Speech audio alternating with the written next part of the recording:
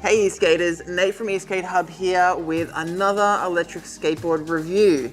Now I'm really excited because this is one of my favorite electric skateboards yet, and in this review I'm going to show you exactly why I love it so much.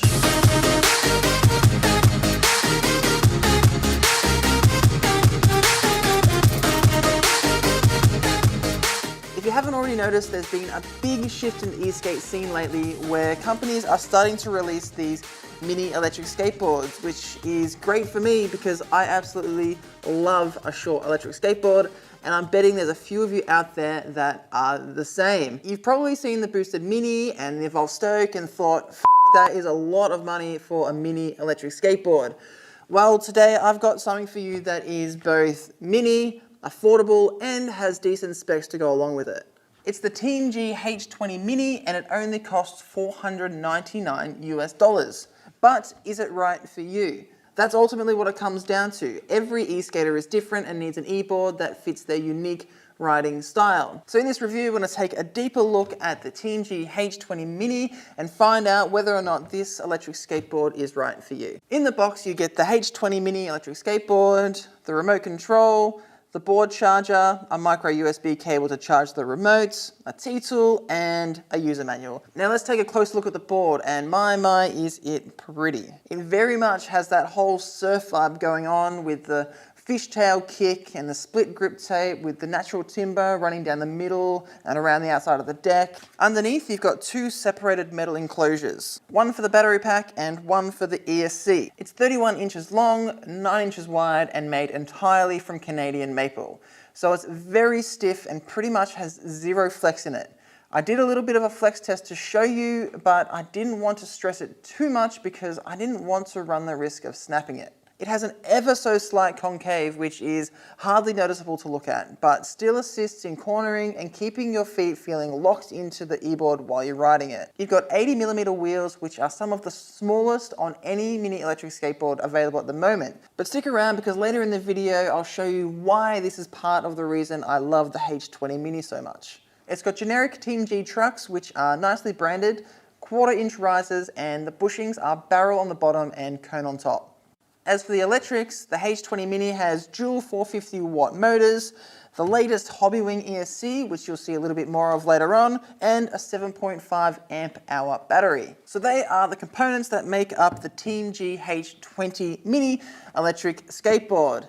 Now it's time for the fun part, doing all the tests. But before we do them, if you're enjoying these videos, please hit that like button, subscribe, and hit that notification bell button to join the eSkate crew, and so you don't miss out on any more electric skateboard reviews, news, and some awesome giveaways that are coming up.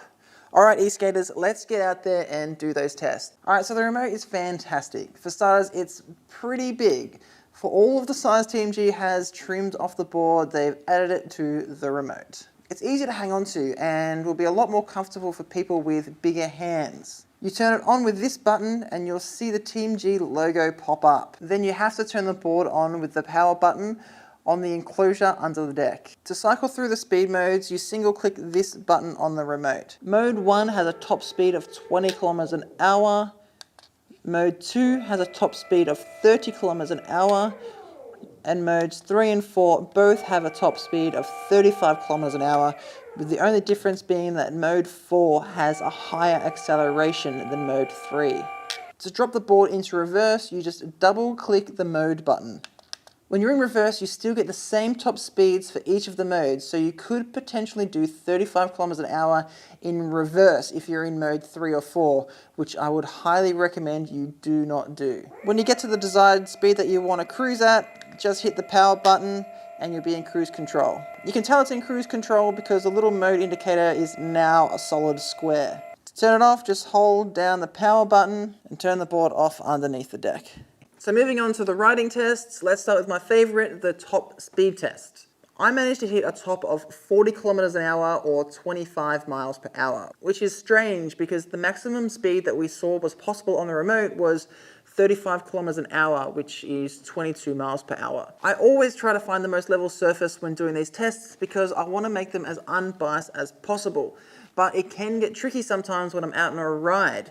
Look, it's very possible that there was a downward slope, but it must have been ever so slight for me to have even noticed. Throughout my entire ride, including at the higher speeds, I didn't get any speed wobbles. And the trucks weren't tight either. I actually forgot to tighten them up before going out on the ride, which proved to be a good thing in the end, which I will show you in a sec. Now onto the range test. The total distance I rode was 23 kilometers or 15 miles. And I think that it's a great range capability. I'm 88 kilos or 194 pounds. The route was very flat for the majority of the way. I rode it at a very casual pace, except for doing the top speed on this ride, and I couldn't help myself. I ended up doing a lot of carving at the end. I'd also like to add a special mention that there was an insane amount of wind towards the end of the test. So with all of that, getting a range of 23 kilometers is pretty damn good. Lighter riders will definitely get upwards of 25 kilometers and possibly more if they're smart with their power consumption. Just like all hub motor boards, the H20 Mini struggled a little bit when climbing up hills. I took it up a hill that had a 10% hill grade, and even though it did get up there, it kind of struggled a bit. I think the max speed that I hit going up was about 17 kilometers an hour or 11 miles per hour. You know, this isn't out of the ordinary. You'll be hard pressed to find a hub motor board that can destroy hills. It's just the nature of these motors.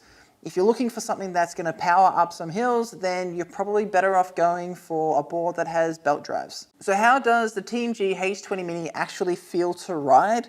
It's a short electric skateboard with a stiff deck and fairly small wheels. So you are going to feel some of the bumps and cracks and vibrations from the road.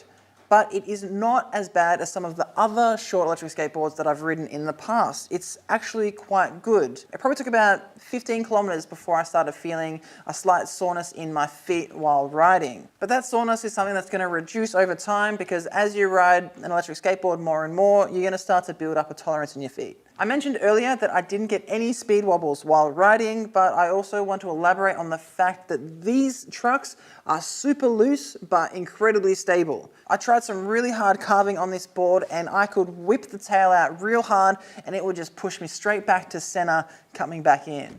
As I mentioned earlier, the Teamgee H20 Mini is powered by the latest Hobbywing ESC. That's the component that controls the speed, acceleration and braking. And it is great save for a tiny little thing. When you're already cruising along, the thumb wheel is nice and responsive with accelerating and braking, but it's when you start accelerating from a standstill that seems to be the problem. I get this momentary juddering in the motors when I ease the accelerator on coming from a standstill. If I kick push off first and get the board rolling and then ease the accelerator on, I don't get this juddering at all. So it's a pretty easy workaround and you'll probably actually save some battery power with this method anyway. It really is a great board to ride that concrete wave, and I think that's why most people are going to buy this board. It is an awesome board that you can go out, have some fun and carve really hard on. Yes, you could probably use it as a commuter board, but there are better options out there for it. But where this thing wins is in its great carvability and its total surf vibe. So overall, it is a fantastic e-board, especially for $499, but there are a few things that aren't quite right. The weird juddering that occurs in the motors when starting from a standstill is a tad annoying, but we can work around it if we kick push off and then accelerate after we get rolling. So given that, it would have been nice to have some censored motors so that we could kick push off without having to turn the board on at the board. And lastly, one of my pet peeves of electric skateboards is that in order to change the battery out, you have to access it via the top of the board, which is covered by the grip tape, meaning you're gonna have to rip off the grip tape in order to take the screws out, swap the battery, and then put the grip tape on. I have done a video showing how to do this on the Teamgee H20 Mini. It's gonna be up here somewhere.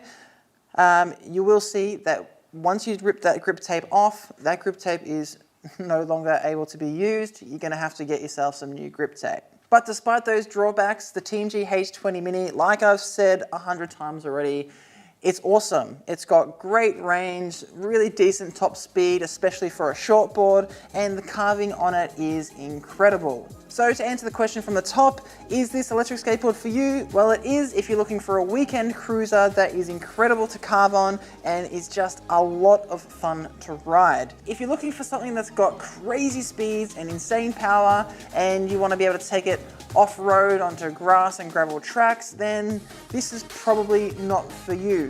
Wow, all right, that was one hell of an electric skateboard review. I absolutely loved doing it. I hope you enjoyed watching it. If you did, please smash that like button, hit subscribe, the notification bell button to join the eSkate crew so you stay up to date with all the best electric skateboard reviews, news, and I've got some awesome giveaways coming up, so you definitely don't want to miss out on that. If I've missed anything in this review, just drop a comment down below. I get back to everybody with the answers. So I think that's about it. It's been a blast. As always, ride safe out there, e-skaters, and I will see you soon.